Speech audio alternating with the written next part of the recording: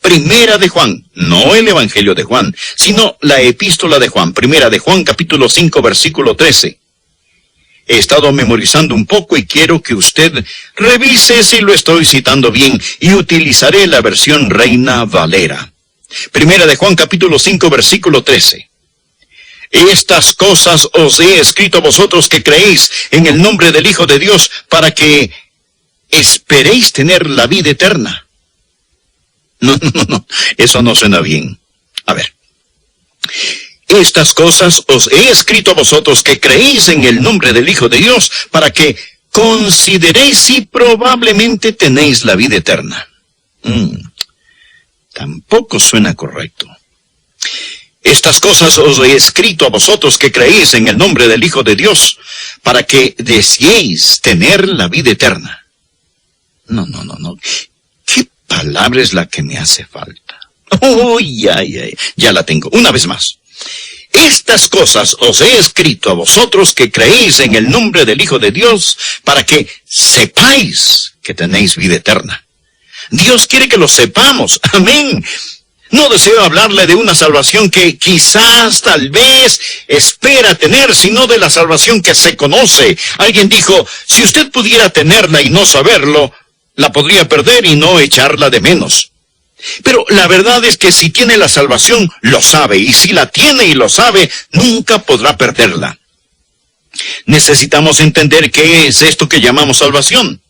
Porque Juan dijo, escribí todo el libro para que usted sepa que tiene vida eterna.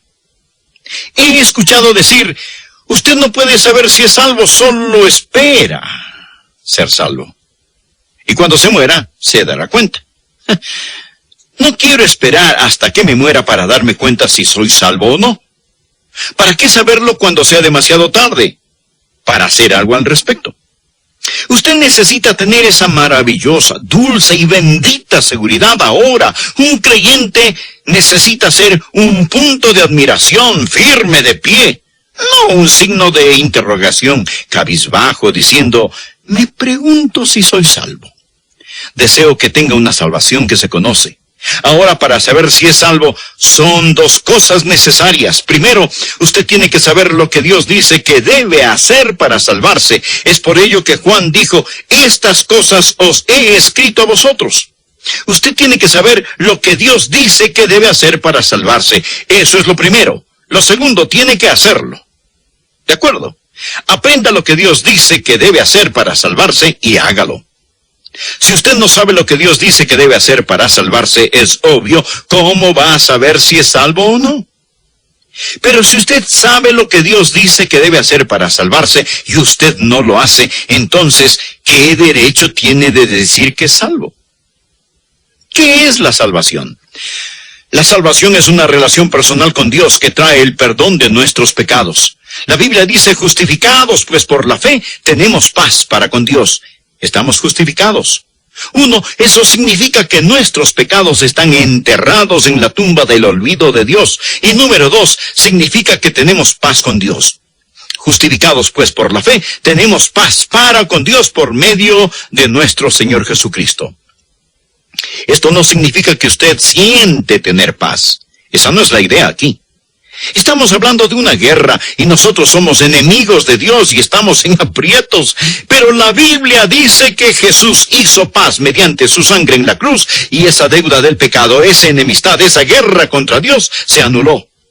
Y tener paz con Dios es que Dios es ahora nuestro amigo, Él es nuestro benefactor, Él es nuestro Padre. Él no es ya nuestro juez, ni nuestro enemigo por causa del pecado, sino que tenemos paz con Dios. Significa amigos.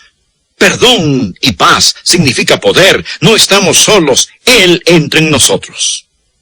El apóstol Pablo dijo, porque no me avergüenzo del evangelio, porque es poder de Dios para salvación. Y esa palabra literalmente significa dinamita. Verá, Dios no perdona sus pecados y luego le dice, bueno, yo te perdoné tu pasado. Ahora el presente depende de ti. Él es un salvador, no un policía que lo pone en tiempo de prueba. No es un nuevo comienzo, usted llega a ser una nueva criatura. Ahora tiene ese perdón, paz, poder, presencia. Cuando una persona se salva, el Espíritu Santo de Dios entra en él y el Espíritu Santo de Dios vive en él, él nunca está solo. En la noche más oscura, en el camino más solitario, Dios está con él. Jesús dijo, yo rogaré al Padre y os dará otro consolador para que esté con vosotros para siempre. Por ello creo que una vez que usted es salvo, Él lo mantendrá salvo, porque la Biblia dice muy claramente que el Espíritu Santo permanecerá en usted para siempre.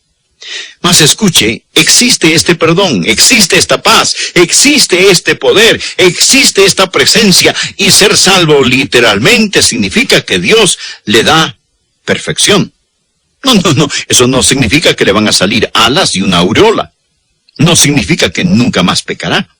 Mas cuando Dios lo ve ante sus ojos, cuando usted se salva, la Biblia habla de los espíritus de los justos hechos perfectos. Ante los ojos de Dios, usted será perfecto. Esta es solo la introducción. Permítame hablarle ahora acerca de cómo salvarse. En primer lugar, permítame hablar acerca de la naturaleza humana. No estoy repitiendo. Permítame hablarle acerca de la naturaleza humana. ¿Qué creó Dios cuando hizo a un hombre o a una mujer? En Primera de Tesalonicenses, capítulo 5, versículo 23, leemos, y el mismo Dios de paz os santifique por completo. Eso significa totalmente todo su ser. Y todo vuestro ser, espíritu, alma y cuerpo sean guardados irreprensibles para la venida de nuestro Señor Jesucristo. Así que usted consta de espíritu, alma y cuerpo.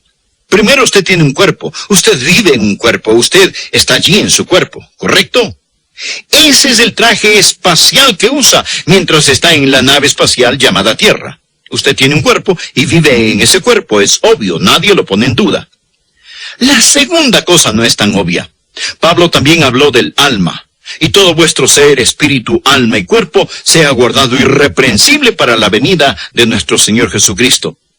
La palabra griega alma es la palabra psique. Es la palabra de donde tomamos psiquiatría, psicología, psicológico, psíquico. Todas estas palabras se refieren al alma. El alma es el usted. Esa es su personalidad, su idiosincrasia, su inteligencia, su sentido del humor. Generalizando, su alma es su mente, sus emociones y su voluntad. Usted vive dentro de ese cuerpo y usted tiene un alma, ¿de acuerdo? Ahora, ¿qué es el espíritu? La Biblia dice claramente y hace una distinción entre el alma y el espíritu. Recuerda nuestro versículo. Y todo vuestro ser, espíritu, alma y cuerpo sea guardado irreprensible para la venida de nuestro Señor Jesucristo. Ponga al margen Hebreos 4:12. Porque la palabra de Dios es viva y eficaz, más cortante que toda espada de dos filos, y penetra hasta partir el alma y el espíritu. ¿Cuál es la diferencia entre el alma y el espíritu? Tanto el alma como el espíritu son invisibles. El alma y el espíritu son inseparables, pero no son lo mismo. El espíritu es esa parte de usted que lo hace único, diferente a cualquier animal o planta. Dios no le dio a los animales un espíritu. Dios dio a los hombres un espíritu.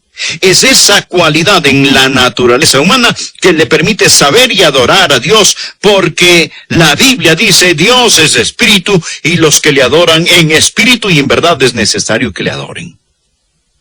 La Biblia enseña que al salvarnos, el Espíritu de Dios, que es el Espíritu Santo, da testimonio a nuestro espíritu que somos hijos de Dios. Bien, eso es la naturaleza de la naturaleza humana. ¿Qué significa estar perdido? Nosotros hablamos acerca de recibir la vida eterna. Bien, ¿quién necesita salvarse? Los que necesitan salvarse son aquellos que están perdidos. ¿Y por qué Jesús vino a la tierra? ¿Jesús vino a la tierra para alimentar a los hambrientos? ¿Vino Jesús a la tierra para sanar a los enfermos? ¿O para educar a las personas? No. ¿Por qué vino Jesús a la tierra? Por una sola razón. Él nos dice cuál es en Lucas 19:10. Porque el Hijo del Hombre vino a buscar y a salvar lo que se había perdido, lo que se había perdido. Ahora, esa es la condición de todo hombre, mujer, adolescente y jovencito o jovencita sin el Señor Jesucristo. Bien, observemos lo que Dios ha hecho. Dios está aún en el cielo y aquí abajo está el hombre en la tierra. Dios nos miró aquí abajo y la Biblia dice, mas Dios muestra su amor para con nosotros en que siendo aún pecadores, Cristo murió por nosotros. Hemos pecado y ese pecado nos separa de Dios, mas este no ha impedido que Dios nos ame. Dios, lleno de misericordia por la condición lastimosa del hombre pecador, dijo, yo lo haré. Y entonces Dios el Padre, Dios el Hijo, Dios el Espíritu Santo planearon nuestra salvación, y Dios el Hijo, el Señor Jesús, bajó del cielo, dejó esos palacios de marfil para venir a este mundo de pesares. En Navidad, un bebé nació de una virgen. Tan Dios como si no fuera hombre del todo y tan hombre como si no fuera Dios del todo. Él tenía que ser un hombre para pagar la multa del pecado. Nuestro dominio y legado se perdió por un hombre. La Biblia enseña que por medio de Adán todos mueren, pero en Cristo todos seremos vivificados. Él tuvo que llegar a ser un hombre para redimirnos de nuestro estado de muerte. Dios se hizo hombre y el infinito se convirtió en un infante. Él nació en Navidad. ¿Y qué hizo Jesús? Nadie viene al Padre sino por mí. Sea razonable, mi amigo. No piense que Jesús es un buen camino al cielo. Él no es un buen camino al cielo. Él es el único camino al cielo. En Hechos 4:12 leemos, y en ningún otro hay salvación, porque no hay otro nombre bajo el cielo dado a los hombres en que podamos ser salvos. Deseo hacerles esta pregunta. Si hubiera algún otro camino al cielo, ¿usted no cree que Dios lo hubiera tomado? ¿Piensa que Dios hubiera permitido que su amado Hijo muriese en esa cruz y derramara su sangre si existiera algún otro camino? Por ello el apóstol Pablo dice en el libro de Gálatas, si por la ley fuese la justicia, entonces por demás murió Cristo. Si usted pudiera salvarse por ser bueno, entonces, ¿por qué murió Jesús en ese alrededor de la cuadra? Algunos niños lisiados no pueden correr. Me alegro que no dijo, todos los que quieran salvarse lean toda la Biblia. Algunas personas no pueden leer. Me alegro que no dijo, todos los que quieran salvarse den $1,000. Algunas personas no tienen ni $1. Pero hay algo que cualquiera puede hacer y todos debemos hacer para salvarnos.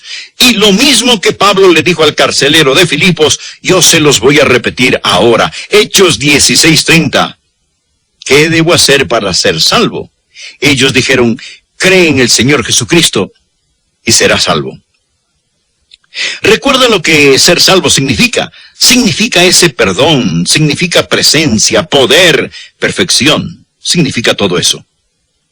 Hay un trono y sentado en ese trono está una gran E.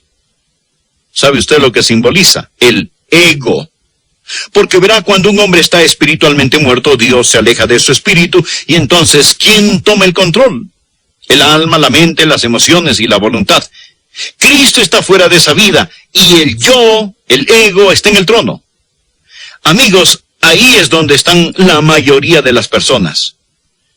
Todas las personas de este mundo, sentados en el trono de su propia vida, están diciendo, es mi vida y yo voy a hacer lo que yo quiera. Nadie me va a decir lo que tengo que hacer. Nadie me tiene que decir ni esto ni aquello. Es mi vida. Permítame decirle algo más. Una vida controlada por Cristo. En esta Cristo no está fuera. Cristo está en esa vida y Cristo está en el trono de esa vida. Un creyente no es alguien que simplemente cree intelectualmente que Cristo murió por sus pecados. El diablo cree eso.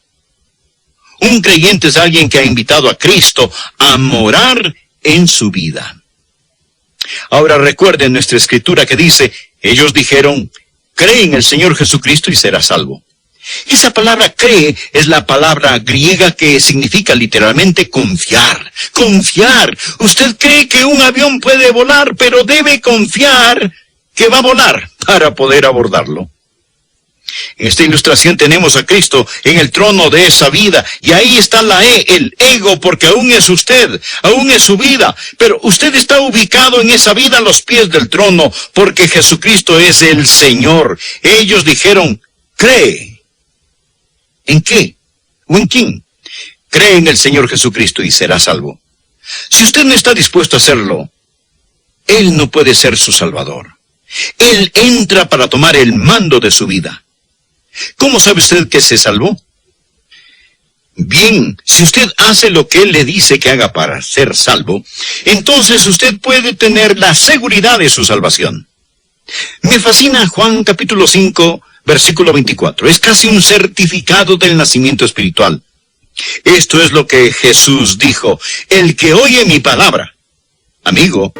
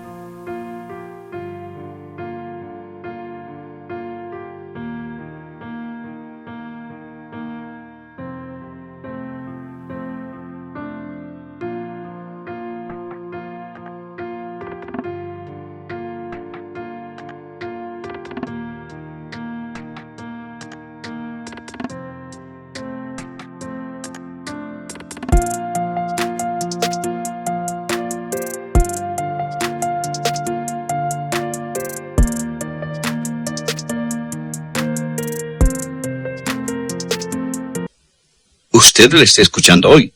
Es decir, le he dado escritura tras escritura. Esa es la palabra de Dios. El que oye mi palabra y cree al que me envió. La palabra cree se usa unas 99 veces en el Evangelio de Juan. Creer, confiar. Crea al que me envió.